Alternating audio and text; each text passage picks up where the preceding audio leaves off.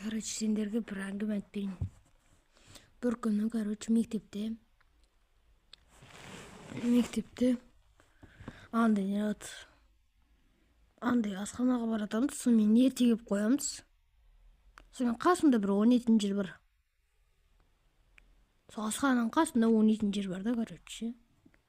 Сол жерде ойнап атамыз. Ана жерде бәрі сальто ойнап жүр. А мен сальто ойнай алмаймын да. А обе сальто ма өзі? Ай, сальто. Сальто ойнап жүр, а мен ойнай алмаймын. Вообще жүрмін ана жақта.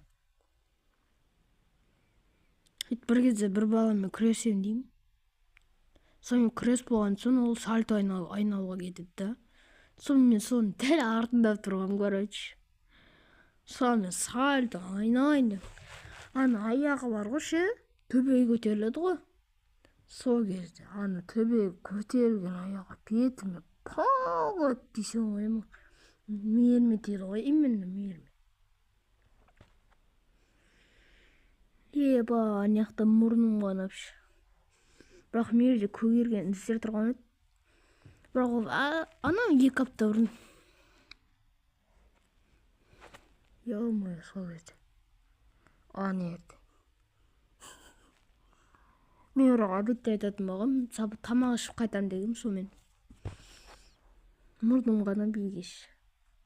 Еще бүйтіп барған ғой, мұрным мынандай жерлері қанап.